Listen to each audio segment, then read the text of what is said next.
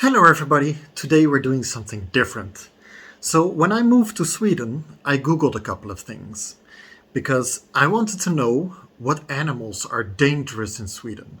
Now I already did a video about that, which you can see over here. But I was also interested in the folklore in Sweden, like what kind of fairy tales do they have, what kind of cryptids do they have, like what kind of monsters do they have.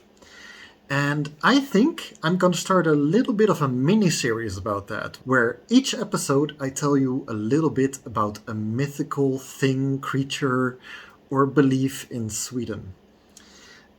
A lot of these mythical things in Sweden are, of course, not just Sweden. It's most of the time it's the whole of Scandinavia. So, with that said, let's talk about the Draugr. And since I'm talking about something scary, I'm gonna try and talk in a scary, calm voice. So we'll see how this goes. Maybe I sound like an idiot, but practice makes perfect. So, today we are talking about the Draugr. A Draugr is a mythical Scandinavian zombie. You might say it's a Viking zombie. People that play games like Skyrim or The Witcher might recognize it, because Draugrs were actually a part of the game. If you enjoyed watching Game of Thrones, you could say that the White Walkers in Game of Thrones are Draugr. But what is a Draugr according to Swedish or Scandinavian folklore? Well, there is a lot of different stories out there that describe what a Draugr is. Some of them are undead, ghost-like warriors. But in different stories, they are just regular people that had unfinished business. Everybody seems to agree that they are zombie-like creatures and basically people that have returned back to life after death. But unlike regular zombies, these still remain intelligent to a certain degree. And that is because they are usually protecting some kind of treasure. This could be a holy site or actual gold. However, the Draugr don't seem to stay around their gold that much. They patrol around. The way you know that a Draugr is near is because of an intense smell, and they seem to turn the wildlife in the area crazy.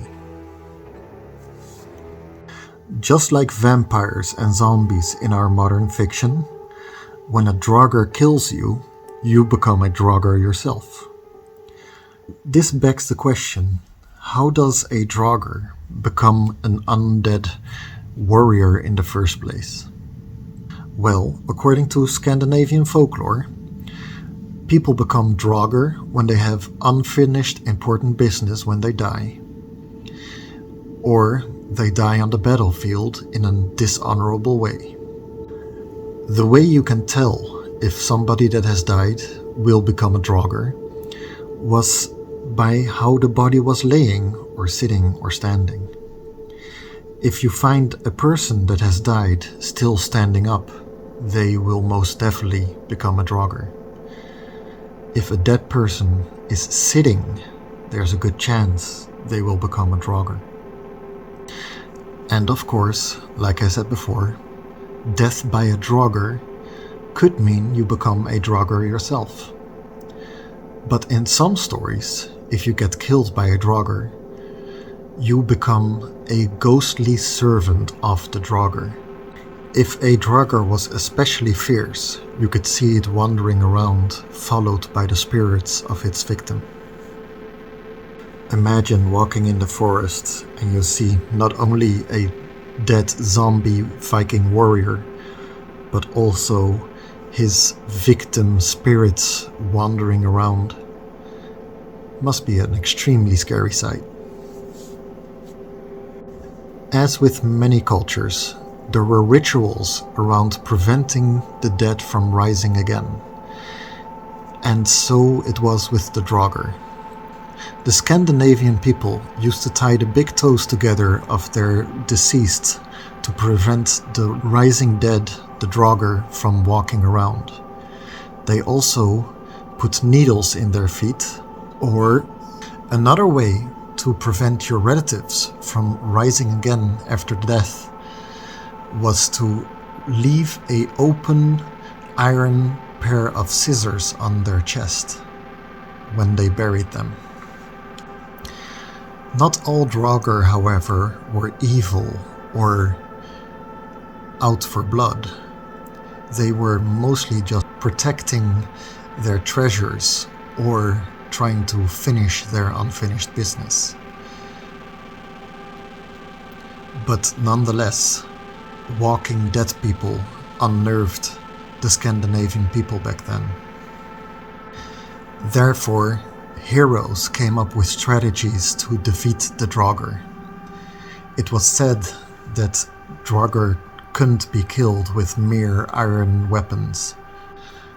The most effective way to kill a Draugr, however, was by a hero cutting off their heads and burning the body of the Draugr, and the ashes of the body would then have to be spread all over the ocean to make sure that it wouldn't rise again. Another way of preventing the dead to rise again was with rune stones. Here I'm showing you an example of the Norre Nero. This is a rune stone found on somebody's grave, and the inscription on the rune stone was translated, and it was a binding spell to bind the spirit of the person that passed away to its grave, effectively immobilizing the body, preventing it from moving on and leaving its grave. Now, since the Draugr weren't ghosts, they actually had a body, and their body would slowly rot away if it wasn't for their bloodthirst. They would actually roam around and devastate livestock. They didn't just devastate and eat the livestock. In some cases, they would steal horses and oxes and ride them to wherever they were going. And they would ride them so hard, the horses and oxes would be ridden to death.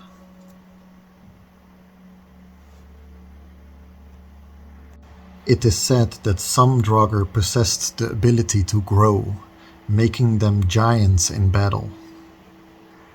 Another magical ability they seem to have possessed is the very Freddy Krueger-like going into the dreams of the living.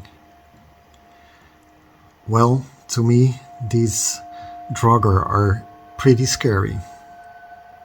Apparently, people mostly came up with the story of the Draugrs to protect against grave robbers. But who knows, maybe one day, walking around in the forest, somewhere far away, you see a silhouette of a Viking walking between the trees. I would advise you to turn around.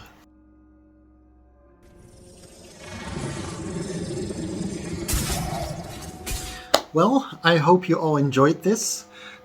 This is something completely new for me to record like this.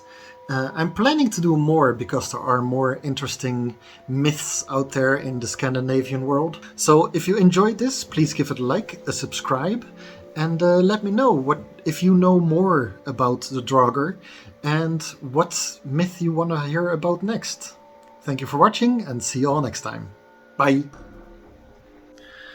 YouTube says you might enjoy this video. Go ahead and give it a try.